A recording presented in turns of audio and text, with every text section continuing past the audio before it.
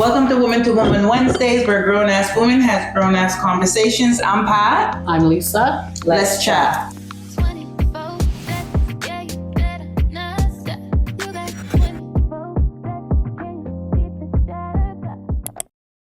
So today we are going to talk about a movie. So this is called Movie Night, right? Movie with Lisa and Pat. I don't know what we're calling it yet. Let's call it movie. What do you call it? Movie. Okay, guys, welcome to Movie Night. So Lisa and I think we could have watched it on our box at home. Actually, no, that's where we did watch it. But we did go to the movies. Did we go to movies on the? Okay, well, we took in this movie at Lisa's with a glass of wine, of course, and we said we needed to watch this because it's so aligned with our program, with our podcast, and what we talk about. So we went and saw this movie, which is a Tyler Perry movie. It's called Divorce in Black. Divorce in Black. Anyhow, we had to watch this movie, and if you've watched the movie, then you'd understand why we choose to have the conversation about this movie. And specifically in what it entails, because if you, in watching a movie from start to finish, you kind of see the world of a woman going through things and the sacrifices that she makes to stay in a marriage, right? That's one side of it. But there's really some serious subliminal messages that was played out in that movie, and I don't know if everyone caught it, but we definitely caught. Well, I'm glad you said it, because quite after that movie, before we decided to watch it, I heard people on social media talking about it, and a lot of people were saying, same thing, Tyler Perry always making out the black man to be crazy and whatever, and that's all I kept hearing, like it's the same Tyler Perry movie and the crazy black man or whatever. And we've now sat down and watched it. And I didn't look at it as the same Tyler Perry movie, crazy black man. That's not. I didn't get that at all. I felt it was depicting a story of reality. What people go through, how it starts and how it ends. Yeah, and I didn't really feel that it necessarily was depicting a black man and, at his lower point and, the crazy, angry black man and whatever, because there wasn't there was a mother, I guess she was kind of. We'll get through that. But I was going to say it wasn't about the crazy, angry black woman, because that's normally what, those movies are about or whatever. I think it was reality of what people are going through internally. A lot of people, the fight that people are going through internally, and I think he did a really good job of putting that out there. Yeah, I know. We ended up so we watched it together, and then we went back again and watched it separately and learned more. That's what I was gonna say. It hit home differently, even watching it separately. Because I was by myself. Nobody was home. There was no noise in the background. And I was like honing in on these pieces to the point where I was taking notes, and it hit differently. And I know when I spoke to you, you said it hit differently. And I know it triggered a lot of things. Actually, from the first time I saw it, it was triggering to me. Yes, you did. There's a lot of things that was triggering to me. Yeah, you said that. And even watching it again, the triggers were still there. Yeah. But I was able to look at it on a deeper level, because when you first watch it, for me, you're watching that the stars are in there. You're watching, there's just certain things that you're watching, but you're not also really paying deep attention. So I can understand then maybe why someone would watch it and people would make that remark, the typical whatever. But really and truly, it cuts deeper than that, because I mean, if you've never faced the things that she was facing in the movie, you really couldn't understand what the message was, the significant message behind that was, right? Because, within the movie, some of y'all may have family and friends or sisters or whatever who has been in a situation like that. But let me tell you something, unless you face the things yourself, there's no way that you can actually say you understand or pass judgment. So the movie opens up. They're in a church. Yeah. The church is actually run by Megan Good's father. He's the pastor. He's the pastor. I don't remember the actor's name, but he's the pastor of the church. Mm-hmm. And there's a funeral that's being had, and I have to call her Megan Good because I can't remember her name right now in the movie. So Megan Good is her husband's brother has died and is being buried, and the church has congregation, but has Megan Good, her husband, and the husband's family. So the mother, and it's a family of boys. So he's got brothers. I didn't see a sister. I don't believe that. No, it was all boys. So it was all boys, and the service is already like it's in, and the pastor is speaking. And me and you spoke on this, and we kind of had a little bit of she had her opinion, I had mine. I was saying that the pastor came off very judgmental at the wrong time. So he's there to give a sermon and to speak on, this guy who, from the sounds of it, he committed a crime. He tried to rob one of the elders that are in that church, and she shot him, is what I heard. So the elder, she shot him, and he died. And so the pastor, who in my head, you're supposed to be there. Anybody who knows the Bible says, thou shalt not judge. And the pastor's in there, and he was coming off very judgmental. He was looking out against the family, the other brothers that were there, and pretty much almost said, because the church kind of went like this: if you live by the sword, you must die by the sword. You know what I mean? And they all kind of cheered or whatever. And meanwhile, the family for who is being buried, they're sitting there, they're like in awe of what's going on, till the mother loses her shit. So the mother gets up, and the mother is upset, and basically, just to condense it, she strips completely out of her clothes, because the clothes were given to her by Megan Good's family, who you can see already right off the bat, there's a separation in the family in regards to wealth. So Megan Good's family, I would probably say they're maybe middle to upper class, more middle class. More middle. And her husband's family is ghetto. Her low class, right? So you could just see it just from that. You could see them sitting there. And any which way, so she gets up, she strips completely out of her dress, and she flings the dress to Megan Good's mother and says, "I don't want your hand-me-downs." And then she doubles down and tells her boys to take her son up and out of the casket. They're going to bury him where she originally wanted to do to begin with. So she originally wanted to just bury her child like a dog in the ground, in the backyard, unbeknownst to nobody bother me. And I just... it's a burial ground. It There's more than one. That's yeah. I don't know how many kids she had and I think the father must have been there. The father. Right? But that's where she wanted to bury her son.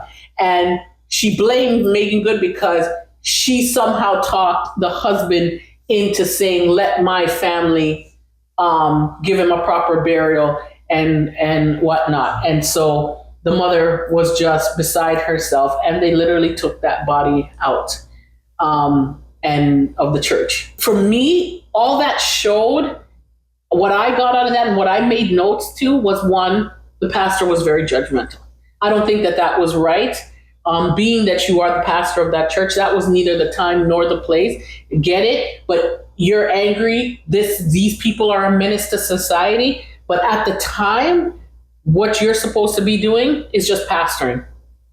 Let God deal with him, right? So I that stood out for me, and the dynamics between the two family, the middle class, lower class, and how they were viewed by, the town, right? The lower class people. So that's what I saw from the beginning. What did you get?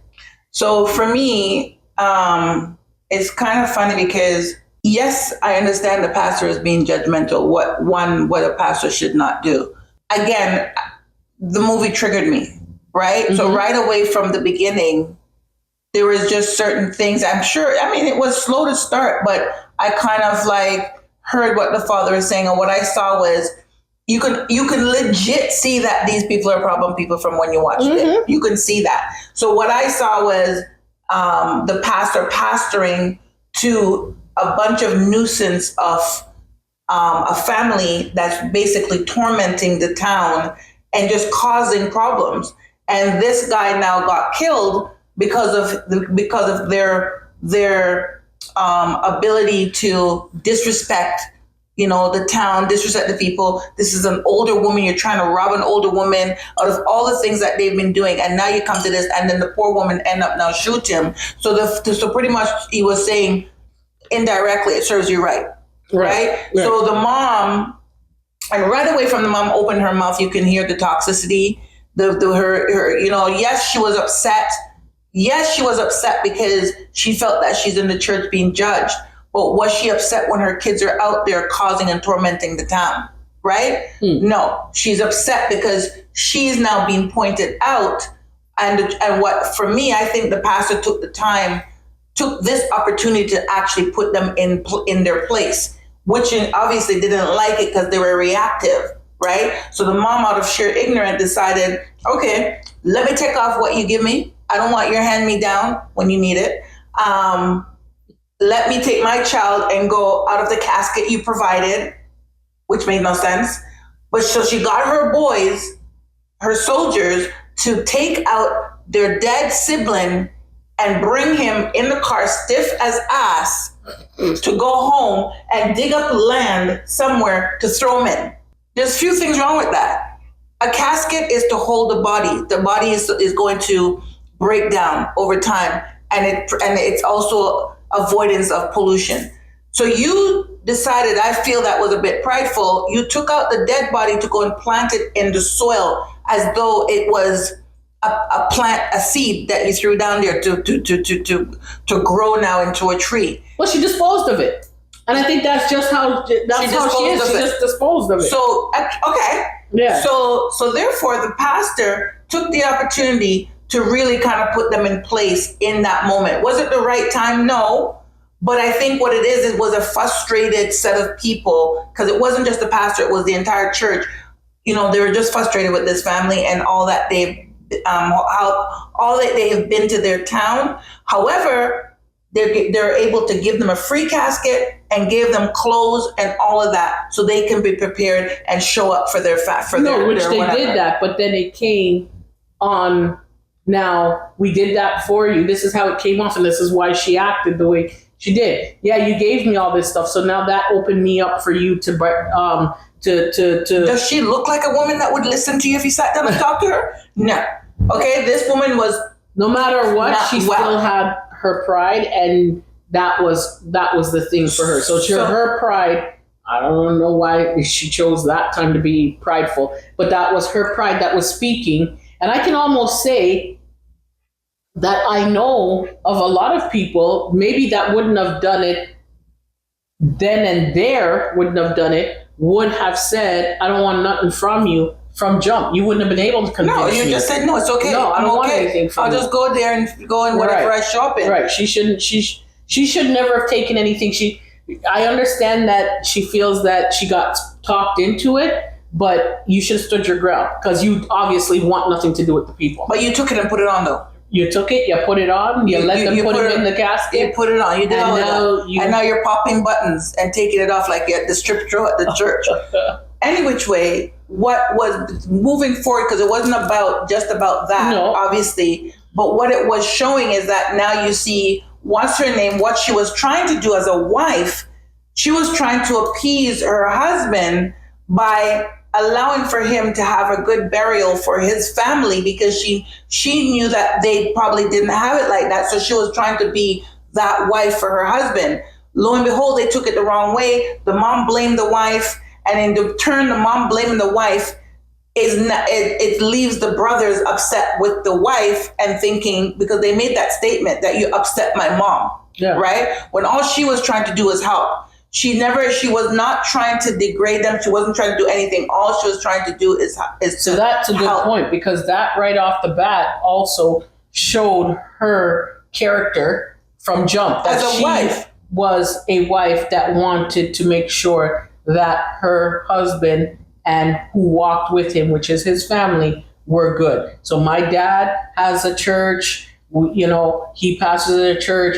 We're able to help you provide clothes and a casket to bury your son, because we know you don't have the money for it. So she was there trying to champion her husband and be there for her husband. So that automatically right off the bat showed already who her character was and right. was going to be. But then what happens is, the same mom, that loud mother, the rambunctious woman, she has emotional and psychological control on her boys. Yeah. So all of that behavior is now spewing, and it's now affecting her grown ass sons, and teaching them how they should appreciate or disrespect people. So because of that, fast forward, if you notice in the movie, she kept trying. She went to the house, although they cussed her off in the church. Her parents were in the church with her saying, you know what, you need to whatever. And she said, no, that's my husband. You taught me this, and I'm standing up for my husband. She left, went to the burial ground home. When she arrived, they were just putting the body in the fresh dug soil in the backyard. And the other brothers were there giving her dirty looks. The mom was there giving her dirty looks. So this girl did not have a leg to stand on where these people are concerned. But she was so adamant and so, what's the word I'm looking for, Lisa? She just wanted to be there. Stand by your man. She wanted to stand by her man. Yeah. Until he's in the back, he's in the truck. She went over. You can see he didn't even look at her, and she came in and she tried to crack a little small laugh and joke about whatever. And that's when it started. I don't know if the brother's death made him snap there. No, I don't think so. I think they already were a family that was in turmoil. It's a toxic family. And I think if we're going to say the brother's death did anything, it just it highlighted more the toxicity, the waste of the family, right? Mm-hmm. And he's there and he's in anger and he's thinking about his life and, what the pastor did say, even though it might not have been, like, I don't think it was the right time, but it still probably hit home. But remember what he said in there. He said, you don't let me be myself. You don't celebrate me. I don't quote that. I'm not saying this verbatim. He said that when in the car? Yes. Okay. In the car, he was basically saying, you don't appreciate me and you don't celebrate me. You don't let me be myself. She kept trying to push him. He has to go to work the next morning. He's a grown man. He knows he needs to go to work the next morning, but he wants to be in the bar drinking or doing whatever, right? Mm-hmm. So here you are, you're not his mother, right? He has, if you want to call that woman, he has a mother.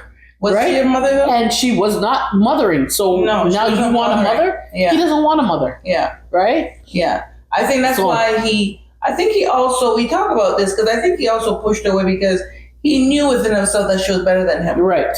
And he couldn't stand that. Right. Right. And I think her presence and her her perfection, if you want to call it that, in his mind, is why he pushed her away. It was easy for him to push her away. And that happens in reality, though. You know, a lot of times your spouse is in competition with you and you don't even know that they're competing with you. Yep. Or they just have disdain for you because things seem to be always leveling out for you. Maybe you come off stronger than they are in a lot of ways. And then they resent you for that. And she was doing a lot of coddling, right? Yes. She was coddling him and basically trying to shield him from any and anything, knowing that he was literally a ticking time bomb. Yeah. But she would always try to make an excuse for him, for his behavior, right. Defending it to her mom, right. her father, her friend. Yeah. Right? Her friend even says, I think maybe I'm jumping ahead because so before we get to when she was in the car with the friend, they went, the dinner, right? Well, what about the dinner? She came from work.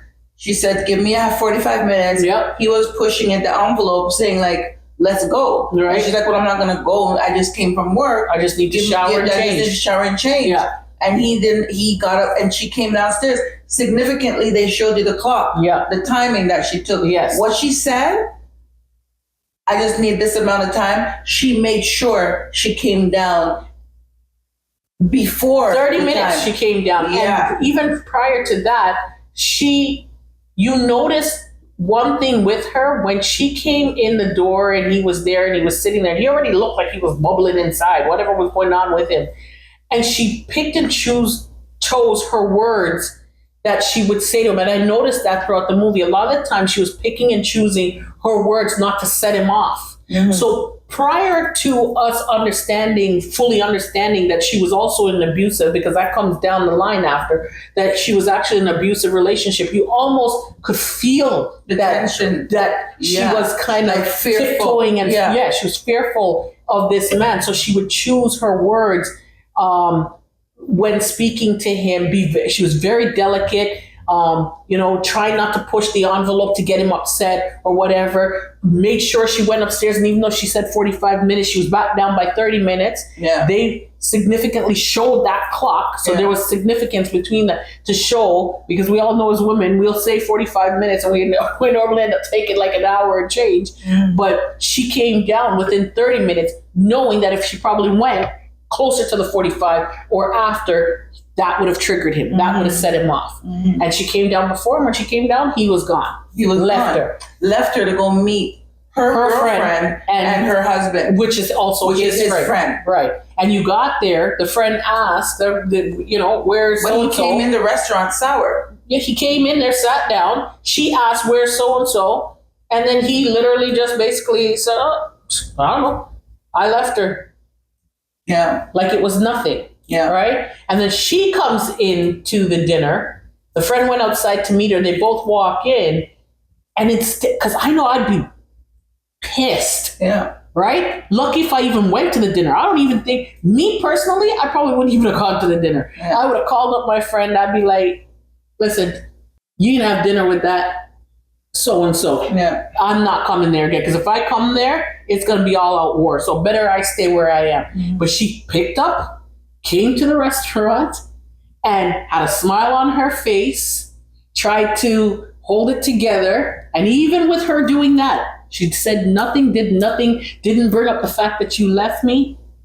And the man just triggered off and basically said, I'm done. I want a divorce. I was like, what happened? But you know, funny? He didn't get the steak yet. I don't think he had respect for women. Because think about how he treated her and treated her friend. He wasn't aggressive with his friend. He was always aggressive to her girlfriend and herself, and her mother. Yeah, and again, this that's why I said I don't. When you look at this movie, if you look at what the bigger picture is, you will see. Because I really like the movie. His relationship with his mother reflects how he looked at women, how he dealt with them. Yeah. Let's kind of push forward here a bit. leave it. So what happened so far is the brother, her husband's brother dies. She's becoming this, the wife that's coming to the rescue for her man, standing by her man. He's pushing her away. He's pushed her away. And the mother is, I said the other day that it looks like the mom's a narcissist, but I really think the mom is just crazy because she's just been through a lot. You can see that this was a woman that's been through a lot. Mm-hmm. And whatever she's learned throughout her years and what she's been through, she's now bestowed that onto her boys. And her boys she's like the queen bee. And that's her boys, they follow her, and whatever mom wants, mom gets type of thing, right? Which is not good. It creates toxic kids. But he then turned around in the restaurant and asked her for a divorce. I don't think he asked. He just said, I want a divorce. Right. And he came in there. He could have, the thing about it is, the way he was in the home, and they knew that they were going out for dinner. Why did you go out for dinner with her to only be at the dinner to declare that you want a divorce? Right. He could have actually, in the moment, in the house, say, let's talk. Yeah, because what in the dinner caused you to flare off on her? Yeah, to say you want because a divorce. What I think it is, again, indirectly, this is how some people deal with things. It's almost like he was purposely being mean to her so she would leave him. Yeah. I think that's what he was doing. Yeah, like almost like he kept, in different ways, it's like he's pushing her button to see and she if she's gonna go, and she would not go. And as we know, and what I've learned, the more you're doing, the more you're showing up for a man, which is what you're supposed to do. And let's say you keep forgiving them and you keep allowing things, is the more they lack respect for you. Yeah. And that showed that. He had no respect for her. Although she's being that perfect wife, showing up, being there, he could not accept it. It's crazy. And he couldn't connect with her because he was so used to the toxicity of a mother. She was too perfect. She was supposed to be like the mom, but it's kind of crazy because she's softening you over here. Your mother is literally like hardening you, making you be something that you probably internally don't want to be. Plus, like we said, she resented the mom. But here she's his piece. And he can't even see that. Because he got with her. Me personally, I feel like he got with her thinking that, okay, I'm going to come out of this hole that I was in and that I'm going to be something. So he got with her with maybe the mindset that I'll be something. I'll make something of myself. Yeah. Or, I'm going to be in a nice home. I'm going to be whatever. But you got taken out of the ghetto, but your mind, your body is still in the ghetto. Yeah. You never actually left, right? Yeah. And you're not comfortable in that position. Exactly. So you have nice things, but you're not comfortable. You don't know how to enjoy it and love it. You'd rather be in this hole for whatever reason. Yeah. Because you think that you don't deserve anything more than that. Yeah. So there was he had a lot of internal struggles going on. A lot of internal struggles. No excuses for him or whatever, because it also, as we move along on this, it comes out that, I mean, you said, I don't know, did you end up watching it again? Because you said that you thought the friend made the list of all the things he had done to her. I viewed it as she made the list and she gave the list to the friend to keep for her. And on the list, it was all the abuse, the spitting on her, the hitting her, the dragging her, the this, the that. And it was a long list. And the friend gave it to her. She comes home now after he asked for this divorce. And something else that stood out for me that the friend made mention to, by the way, when they were driving in the car, I'm just going to dial back a second. The friend said to her, like, you're always trying to save people or save something. You pick up the stray dog that's out there, you want to save it. And basically that's who Dallas is. Like, it's a stray who doesn't deserve your love, and you're pouring into this man. So the friend talks to that. After he asked for the divorce? Yes. So let's rewind. So remember when he asked for the divorce, she had gone home to her mom and dad. Yeah, that's what I'm talking about. Yeah. And she's breaking down to the mom because the mom saw the right. The mom ended up going in the room, and I think Mig was cleaning and saw the letter. And the mom, she walks in on her mom crying. Yeah. And the mom is breaking down over all the things that she's seen that her daughter has gone through. She had no idea that she was going through. And the mom basically says, where did I go wrong? Like, what did I do wrong to make you sit there and think it's okay to stay in something like this? Somebody's doing you like this. And it does beg to question, like, to kind of speed this up a little bit. You have to wonder where this girl's mind and what internal struggle she was going through, that you come, and the father mentions it, you come from a family where you have loving parents who dote on each other. The father dotes on his wife just like they just got together for the first time. He's still doing that till this day. Right. They have been your example of what love and a good marriage should be like. You've had that example. Your father dotes on you. Normally, they say that a girl, finds her partner and wants her partner to be like her father. That's what she looks for, because the father sets that example. And this girl did the complete opposite. And you made mention, we were talking about it, and you made mention to the fact that, you think that her issue was she comes from a, church, going, love the Lord, family, father and mother have been together all these years, no divorce. So for her, it was, I'm going to stick with my man because that's what that was the example that that's Christian what a family, Christian wife right. is supposed to do. And I think she watched her mom be a wife to her father, and she watched her father be a husband, an example to her mom. The difference is the father wasn't abusing. She never saw her father abusing her mom. She never saw her father talking down to her mom. And they actually spoke on that. He goes, I never treat your mom in any whatever. Right. I make sure I protect her. Right. I make sure I kiss her. I make sure I tell her that she's beautiful. I make sure whatever. Maybe those were not the word. But as a Christian woman, you are adhered. You adhere and you forgive and you continue to love your spouse, your partner, no matter the circumstance, right? Which is great, but it doesn't mean that you're supposed to sit there and take those abuse. And if you notice, we never saw him being physically abusive to her until the end of the movie, right? Mm-hmm. Because I don't think he was actually, I don't know, because I never really focused on it. I think his abuse was more emotional, psychological. No. She said it in the letter. Oh, he beat on her? He beat on her. He spat on her. Okay. Those were the lists. I didn't realize that. That was the list.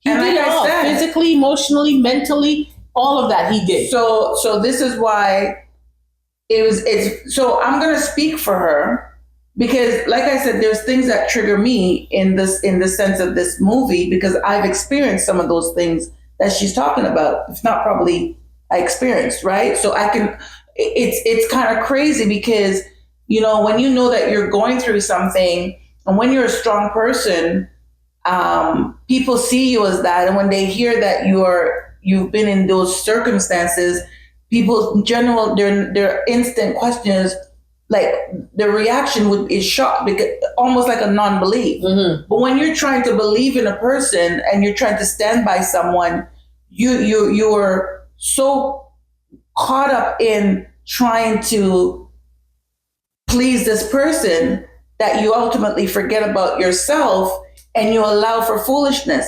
And I said this before, when you're allowing for these foolishness to happen, all that's happened is the person is disrespecting you and has literally no respect for you and treating you any which way they want to treat you, right? So she decided to stick and stay around, right? And the more he treated her like crap is the more this guy was literally blind to see what he had as his wife, as a partner, right? It was so bad that when he did decide for divorce, remember, she walks into, no, he must have, I think was it the brother that messaged her because she went back home and she was now the guy who really was in love with her. I forgot his name.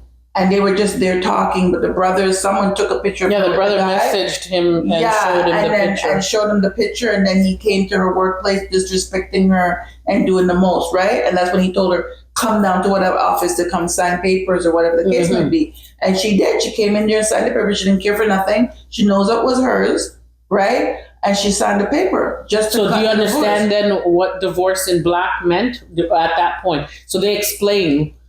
So the title "Divorce in Black," they actually explain it right there. I thought it meant more when I break it down. But did you understand what "Divorce in Black," the title of the movie, is? Well, I never understood what the title of the movie is. The way I just basically summed it up to be anything black is dark, right? And I just looked at it that she just lived a dark life with somebody that never showed care or love for her, and her divorce was a dark divorce. I mean, and to be honest with you, that's not all my surmise, but that's where I kind of like. So that's a deeper. That's a deeper part.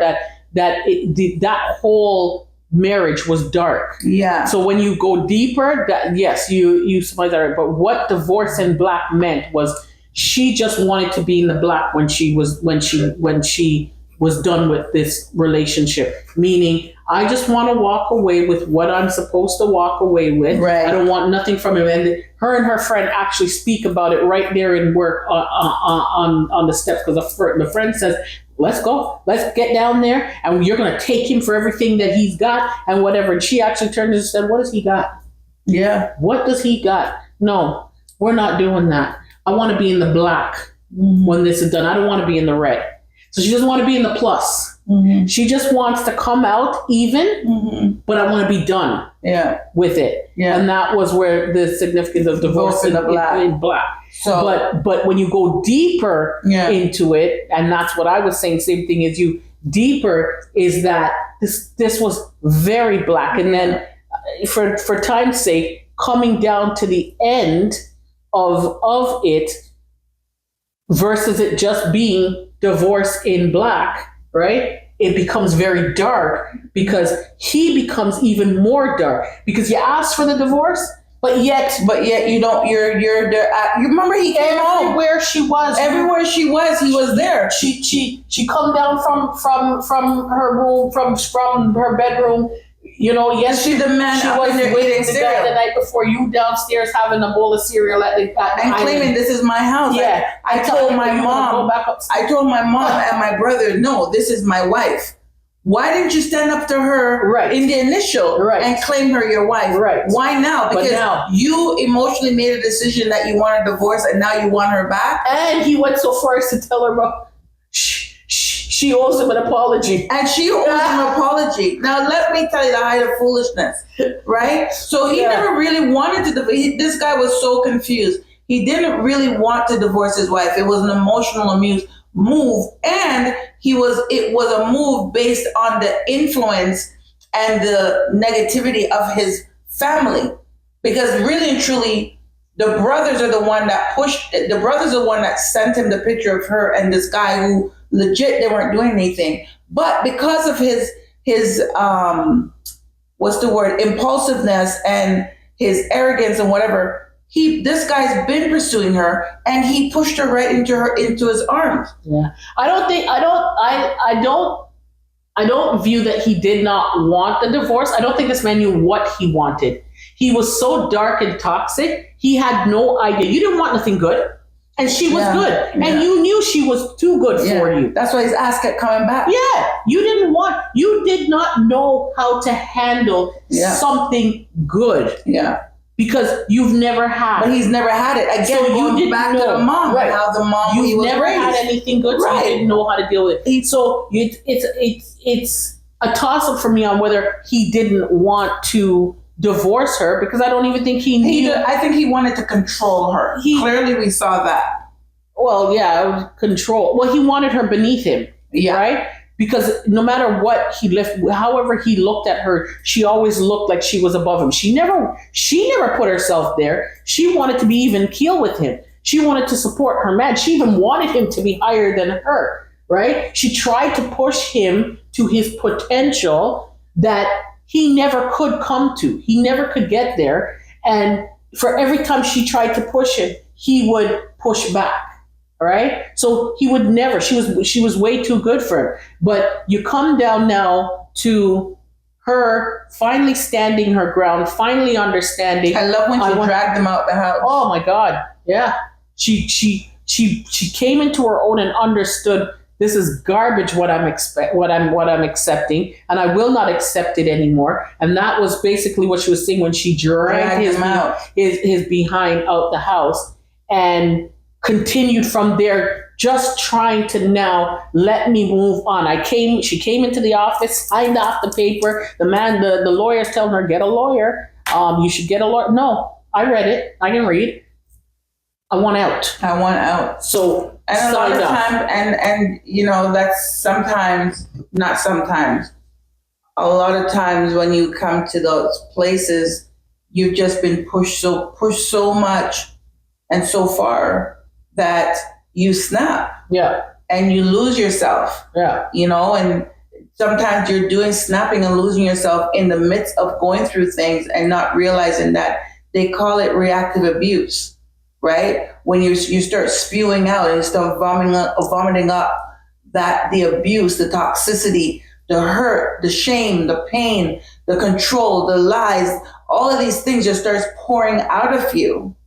And I think in that moment, that's what was happening for her. She just had enough. Yeah. How dare you want a divorce and then at the same time come back in the house? I don't even know how you got in. Yeah. And now you're trying to control my life. Trying to control who I can eat. I mean, who I can be with. I can be friends with, who I can talk to. And whatever, you don't get that title anymore, buddy. No. And how'd you get in my house? How did you get in? How did you? I've changed all my locks, right? So she's literally trying to get on with her life, and this man now is trying to control again and try to stop her from now giving him what he wanted, which was a divorce. Yeah. So they trudge along. They go through. This man puts his hand on her mother, grabs her up in the grocery store. This man ends up. The family, I don't remember who shot the father in the leg, but they beat the father. Family because the reason why is because the father went over there because he manhandled his wife. The father rightfully so. The father, the pastor, went over there with his shotgun. Yeah, I think one time he even swore. And I think even before that, he had already gone to, after he found out that the man broke into her house, that Dallas broke into her house, he went over there with about 6 guns. Yeah. For her to put, they put them in different places of the home because the father said no. The father knew, and the father didn't even know about the letter. No. Didn't even know about him putting his hand on her yet. No. He only heard about him breaking into the house. Yeah. And when now the father finds out the next level, and let me touch on it. I'm trying to go through it a little quicker now. He tries to, because he can't control her, he then tries to control or cause problem in the guy's life. What was his name? Otis? I don't remember his name. But who she was talking to. Her new book, right? Right. And he kills his animals. Yeah. Right? So all these things that he is doing because now he's losing control. He poisoned them? Like, their family is just disgusting. Like, I don't even know if it was him. He probably called up his brothers and they went and they did it. Right? And all this to say is that this man was literally just basically, I can't control you here. Well, now I'm going to control you this way. I'm going to just be in your face.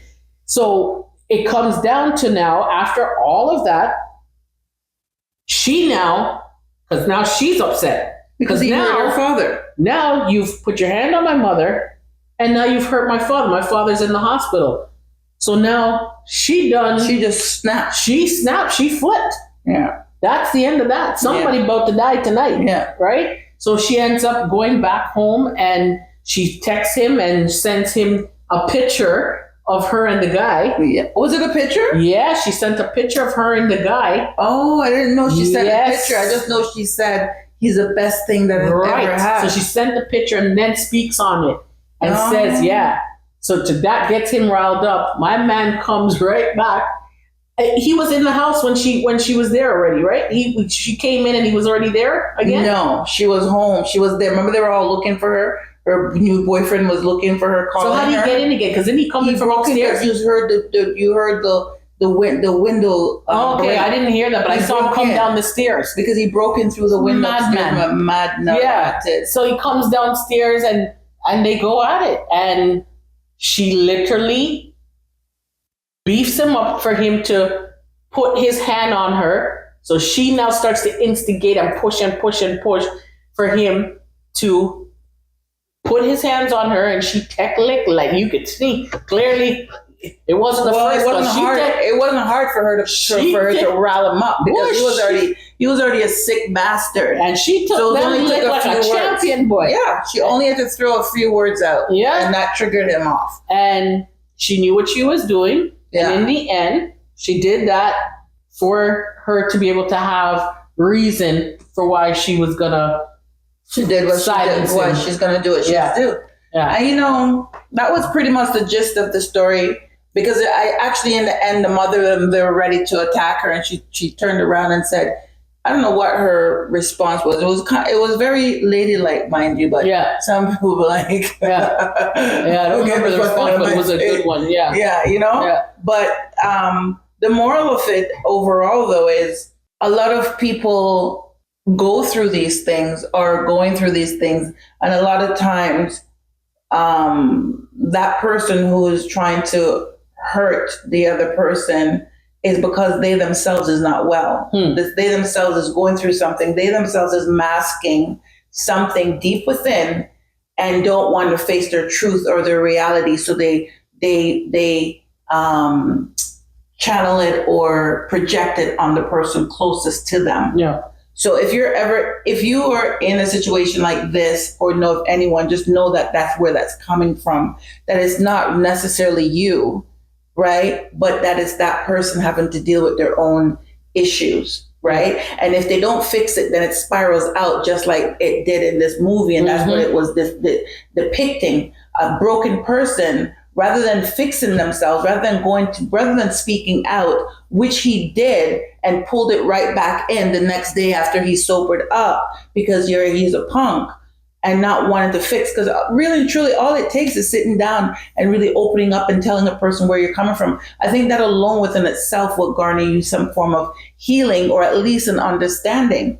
But if you're fighting against what is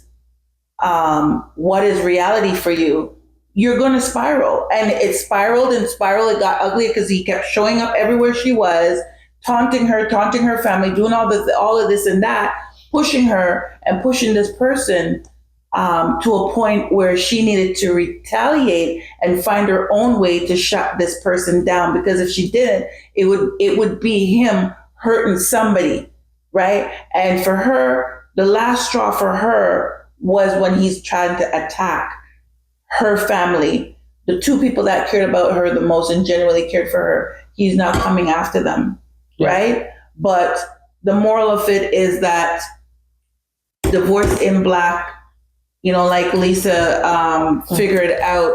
She just wanted to just be free. And sometimes that's all it is. It's simply just being free and finding your life and starting all over again. And basically just working on the new you, right? And I really like that movie. I thought it was a good movie. Often I can kind of get what people were saying where Tyler Perry's movies or shows are concerned. There's always that missing part. The storylines are almost very similar, alike, or whatever the case may be, but he's telling a story, and whatever it is that he's sharing is what a lot of people are going through and has been going through.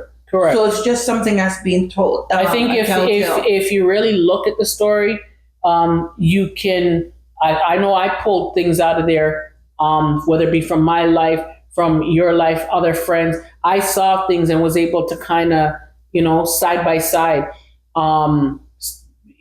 picture it. Like it was, these are things that's happening. So it's not like the story Tyler's telling is he just made it up. Yeah. Well, not even that he just made it, but it's not like as if it's so like, no, that's a far stretch. No, this is what's going on out there, right? Yeah. So I did take a lot from it, and I was able to see quite a few of my friends, or even things that I went through in my relationships in that. So I thought it was a very good movie. Yeah. I enjoyed it. I watched it a second time, and I'll probably watch it a third time to just see what I missed what you from missed before. out, and but maybe what you can if you ultimately learn. Yeah, but if you haven't seen the movie, I definitely would say check it out. Yeah.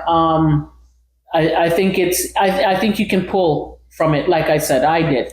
She did. So I certainly did. So knowing that we did, we will continue to have our movie nights. There are several movies that Lisa and I have watched together or by ourselves, and really connected in many different ways with these movies. So expect that we will be doing another movie night.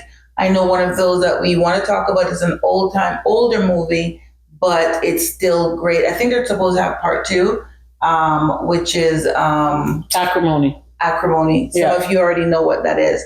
But when it's time, when it's movie night again, we will. That's a movie that we may be discussing at that time.